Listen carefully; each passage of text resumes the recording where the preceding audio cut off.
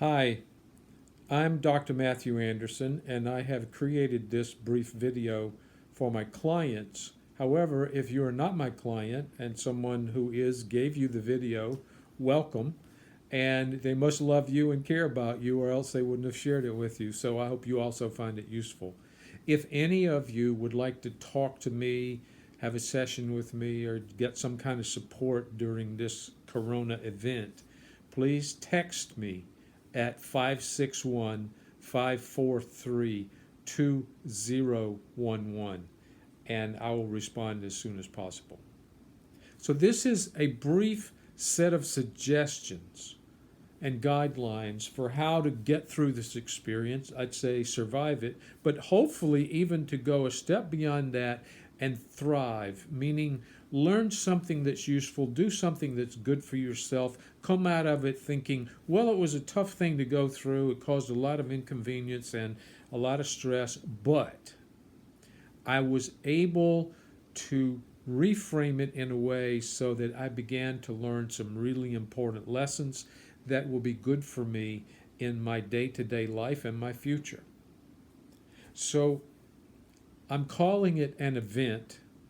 I'm not using the word crisis, although that could be a very good word to use. The Chinese characters, there's two of them that Chinese put together for crisis, are opportunity and danger. So a crisis is a combination of opportunity and danger. So yes, there's some dangers here, and we need to be careful that we don't spread the virus to old people like me who might have a problem and maybe even get very sick from it and hopefully not die, but it can happen. But mostly, it's stressful on so many different levels. So, number one, if you are feeling stressed, if you're feeling extra tense, if you're feeling anxious, if you're having trouble sleeping, decide for the moment that that's pretty normal, because we don't know what's going to happen exactly. We don't know when it's going to be over. We don't really know how it's going to fully affect us financially or in any other fashion. So there's a lot of unknowns. There's a lot of what appears to be chaos, and we haven't found the order in this yet. So if you feel anxiety or tension, please decide that's okay, that's normal. If you don't, look a little bit deeper, you probably will find some. So the first thing I want to do is invite you to join me in a brief relaxation exercise. It really works, and it works like this. Close your eyes for a moment and take a deep breath. Now, if you actually followed my directions, you didn't see that I was breathing in through the nose and out through my mouth. But keep your eyes open for a second and watch this.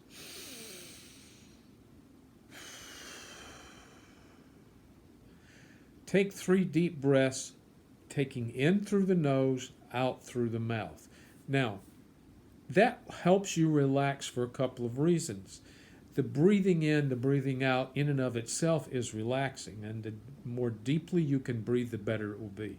But number two, and I swear to you, this is true, is that the nose has more sensitivity to the different kinds of gases in the environment. And one of the gases that exists normally in our environment is the exact same gas that you may have gotten on occasion when you went to the dentist. They call it laughing gas.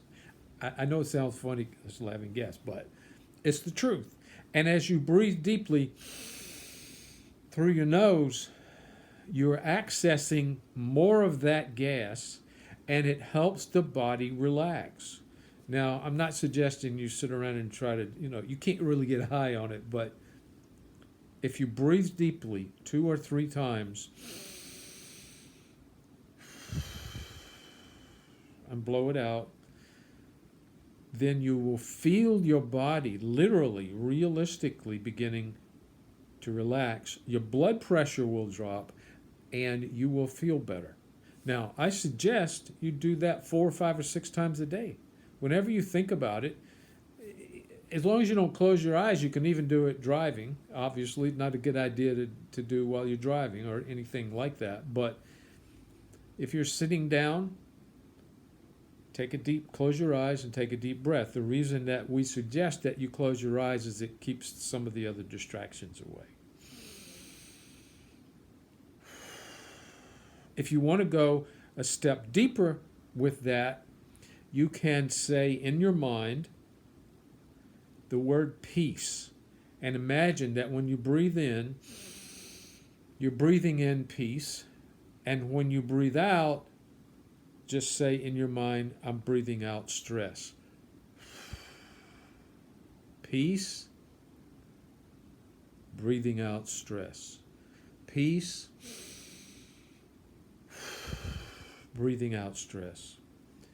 It helps to keep your eyes closed when you're doing that. It really does help.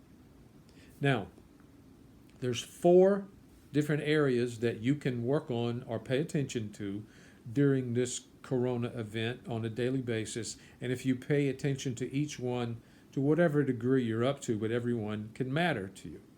There's the emotional level, the mental level, the physical level, and the spiritual. Most people are going to pay a lot of attention to the first 3 and not pay attention to the last, and that is a giant mistake if you really want to feel a deeper sense of peace and in control, and that you're going to get through this, but I'll get to that in a moment. On the emotional level, it's important to realize that this is stressful, that all of us feel some level of tension, some fear, some anxiety, some frustration, and it may, for some of us, turn into anger. And it makes us more tense, harder to deal with, a little more raw in the nerves, emotional nerves, and we may become shorter, more tense, and more irritable to be around. When that begins to happen, remind yourself this has to do with the event that we're in, and let it go. Breathe, take a deep breath, let your tension go, and hopefully apologize to those people that you've just irritated by your nasty attitude. We need to get through this together. So if we remember that we have stressed feelings that will come out sometimes as tension, as irritation, as anger, as anxiety and fear, we will all feel better. And don't hesitate to communicate that to people. Even sometimes you're in the grocery store or whatever, it's okay to say to somebody, how you doing? I hope you're okay. I'm getting a little stressed myself. That brings us together as a community, and it helps us realize we're all in this together. Mentally. Mental and emotional go very close together, but mentally it's really important. Number 1, try your best to limit your contact with news every day. You need to listen to the news 2 or 3 times a day for a few minutes, 5 or 10 minutes here and there. But please do not obsess about it. If you listen to it on and on during the day, you are going to go nuts. I'm telling you, you're going to go nuts, and I'm not trying to create business here. I'm saying how much information that you're going to feel overloaded, you're going to feel overwhelmed, you're going to feel crazy, and you're not going to feel like you can function. Don't do that to yourself. Listen just enough to know what's going on, where you can go, what you can do, what's happening, and trust that we will get through this. This is not a war. We're not being attacked by aliens here. It's kind of an alien virus, but we will get through it. Number 2, try to think more positive thoughts. That always helps your immune system. If you get yourself worked up, angry, crazy, upset, and into conspiracy theories, your immune system is going to pay for it, and you're going to get sick easier. So be positive with people. Tell the people around you that you care about them, that you're supporting them, that you love them. Reach out to each other. Keep yourself in a mental condition that's positive as much as you possibly can. And one wonderful technique to do with that is listing things you feel grateful for, and be as specific as you can. I'm grateful right now that I have peace and quiet in my office. I'm grateful that I have an iPad that will record this for me. I'm grateful that I have people that love me. I'm really grateful for my clients, one of whom is you probably, or people related to them. I could go on and on by the things I'm grateful for, but don't do it as fast as I just did. Say it, feel it, think it, feel it. Now, physical is really important that you get some exercise. So get out. It's beautiful. The sun is usually out here in Florida or wherever you are. Some of you are not in Florida that are getting this. To the best of your ability, get outside every day, walk around, notice nature, be in nature, take deep breaths. You don't have to worry about this virus most of the time when you're outside, the wind's blowing, you're not around people. Enjoy being in nature and move your body. Don't sit around and just watch television. You're going to get nuts. I'm telling you, you will. And your body doesn't like that. So do your exercise every day. Now, finally, spiritual.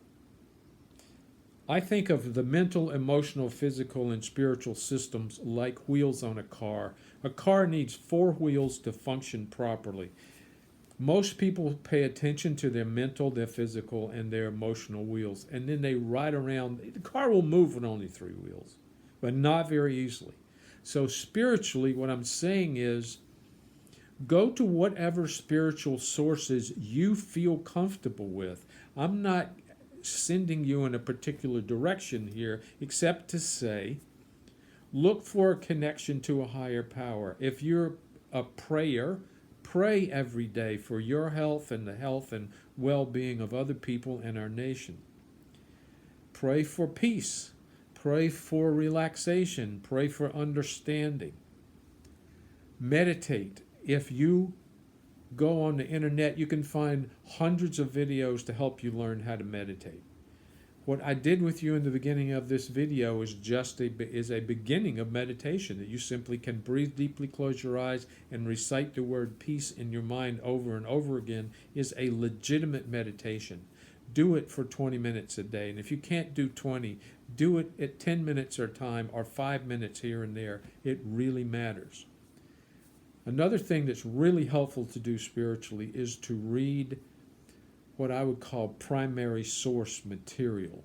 Any reading material that you think is sacred.